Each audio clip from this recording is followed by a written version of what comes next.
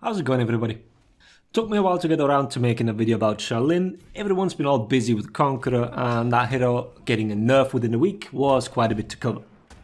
But it's finally Shaolin's turn. It's been almost 2 weeks, so I'm sure most of you have played as and against the hero already, so there's really not much point going over all the individual changes. Instead, I'll be focusing on a few of his moves and explain how you can use as well as defend against it a bit better.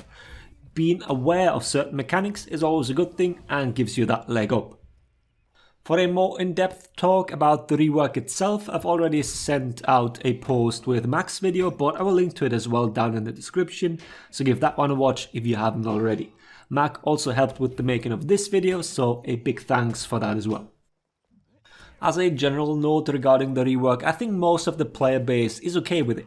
I haven't seen any real complaints about it, the opposite actually. People seem to be having a lot of fun and quite a few have picked up the hero. I think it was quite the conservative rework overall. Many changes were kind of obvious quality of life changes and not all that surprising. Personally, I would have liked if Ubisoft went a little further. Things like chaining into finishes from chi attacks or finding a way to keep on unblockable in his kit. What is truly new is the first feintable non-charged bash in the form of sweep. Since I know a certain someone loves the buzzword flow, and many of my fellow content creators use it in their video titles, I want to quickly give my opinion on it too. And I have to say that I fully agree with Mac here. The fact that the sweep is the only chain option after chi moves does make Shaolin's flow very linear. There aren't many surprises what might come next. The character can keep chaining in and out of chi because of it, but for the most part, the link between the moves is going to be the sweep. I wouldn't necessarily call it predictable, but we'll see over the next few weeks whether people get bored with it or whether it drops in efficiency. For now, it seems to be fine. But let's just take sweep as the first main talking point, an 800 ms feintable move that unbalances opponents. I've heard mixed reports from top players, some say it is reactable, others seem to have trouble. This isn't exactly anything new, and I also can't verify how much practice each individual has put into dodging it on reaction, but we'll keep an eye on that. You can see a side by side on the screen, so you might be able to identify one clear tell in the animation. But since that is pretty much irrelevant for the majority of us, as we have to dodge on prediction anyways, let's talk about the fact that sweep sometimes catches early dodges, and with early dodges, I do mean buffered ones out of hitstone. This is not consistent among all characters, and is not consistent in all dodge directions. If you feel like your hero got swept on early dodging, test the following.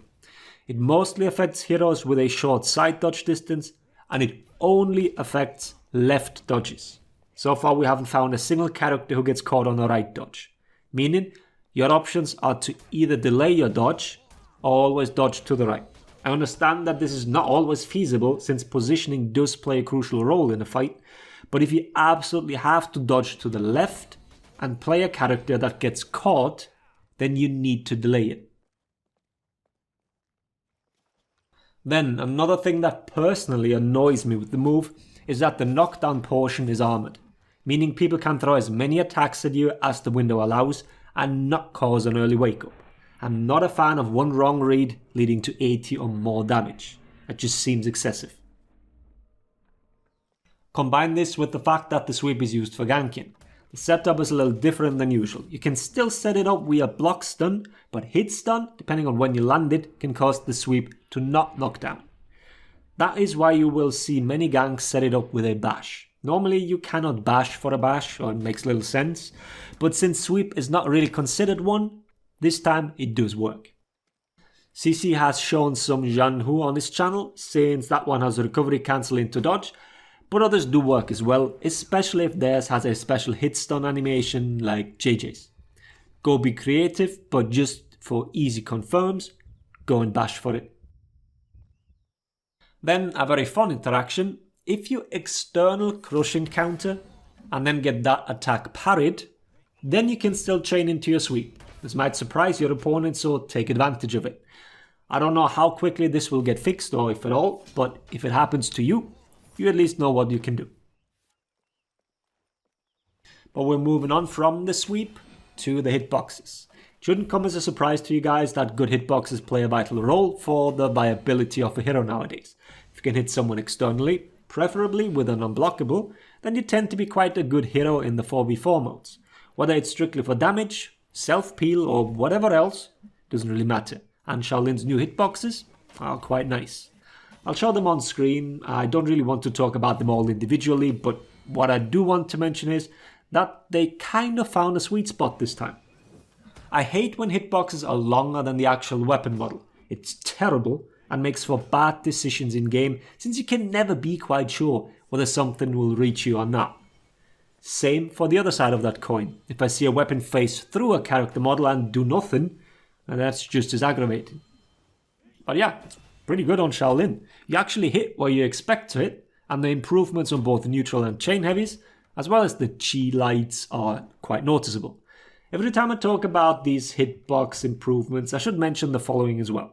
If a character has great hitboxes, this also means that external deflects or crush encounters become much more viable against them, meaning you can take advantage of that buff even if you yourself don't play that hero. Additionally, Shaolin has a unique feature to his deflect in the form of his hitbox. His deflect allows him to hit multiple targets. And this might be a little confusing since the top deflect has a new animation which doesn't seem to be quite right. What you need to know here is that it has the hitbox on the left side as well, without ever having the weapon model in that place. I want to finish with talking about invigorate. As you might remember, I predicted a nerf to that feat when the rework comes out, which didn't happen yet, I want to say. Yeah, no clue whether it'll come or not. But as I explained in that video, this tier 3 feat makes him quite the strong team fighter, pumping out non-stop heals for his teammates and cleansing bleed and fire at the same time. And with the addition of being able to dodge out of chi stance, Shaolin now has additional ways of activating that feat. Most notably dodge attacks. What you need to know here is that it works just like slip through.